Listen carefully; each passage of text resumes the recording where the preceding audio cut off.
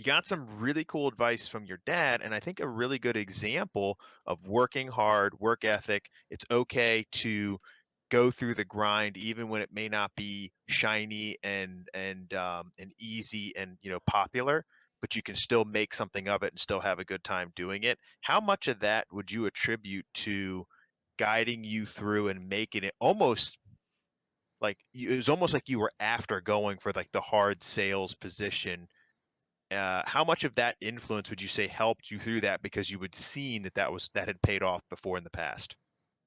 Well, I mean, 100 like so I'll give you an example. After my dad died, Mhm. you're just kind of in just stay alive mode.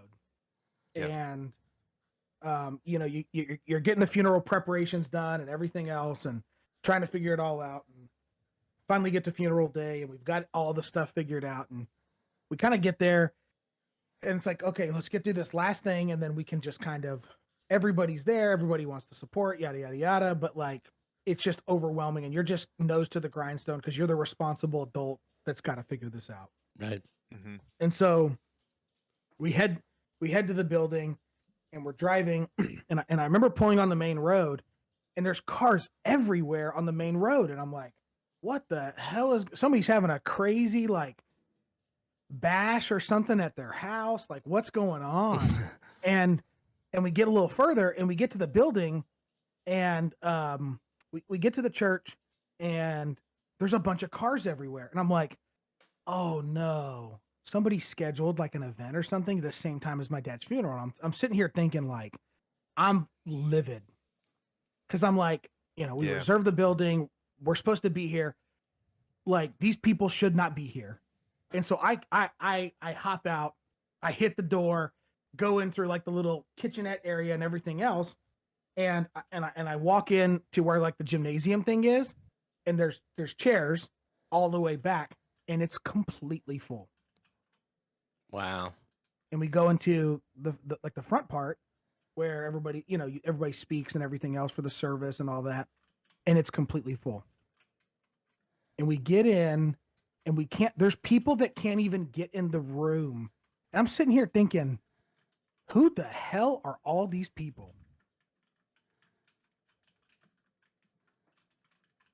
And it was all those people who he had that impact.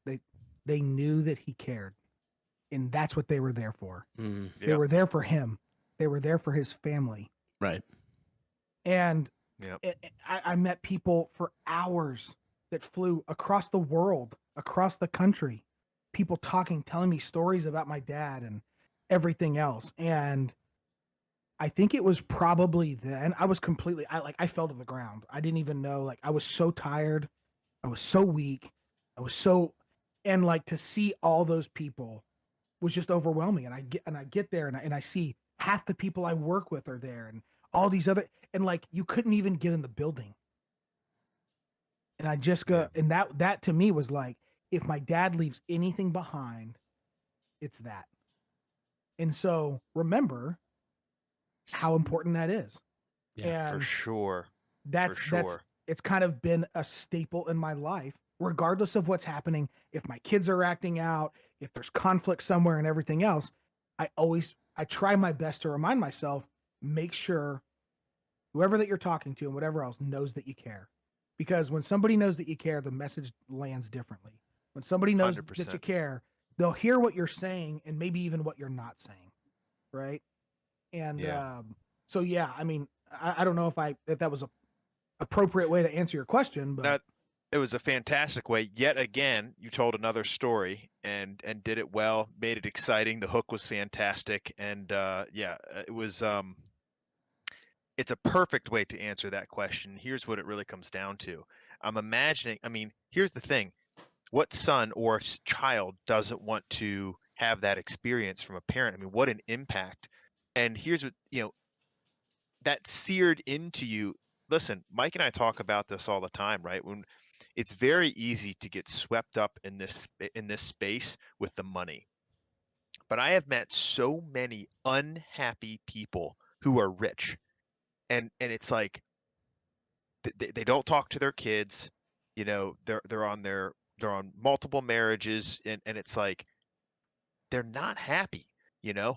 And it's interesting because here's a guy that was taking his sons around to collect wood to make forts and jumps and tree houses and things like that, which isn't very glamorous, but yet the impact he had made on so many people was there. And at the end of the day, that's the stuff that people remembers. You know what I mean? And what's really cool is, you know, the concept of, you know, I'm sure you've heard it, like, you know, there's two deaths we have. There's the day we die, and then the day the last person essentially forgets our name. Do you know what I'm saying? And you know, when I think of what you're saying with your father, like what an amazing outreach and impact he's had. He's going to live on for a very long time, and that's what I think is really, really cool.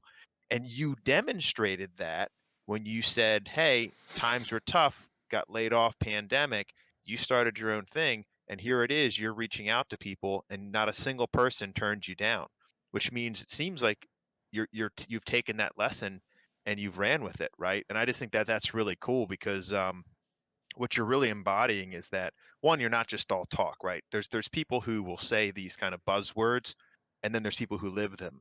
And you keep giving examples of situations where you've lived it, but I just think it's really cool because any leader in a position like that, and you're right, you are definitely an I, for sure. And it's like this stuff is important. These are the kind of tangibles that you can't really quantify, but are really, really important when it comes to building a team, communicating, and making sure that people can work together and towards a cause. And I'm really excited to see what this gets us to when we start talking about your Web3 experience in Operation Sin, because if this is the story of how you got there and you're applying all of these same methodologies to that, that's going to be very, very exciting. And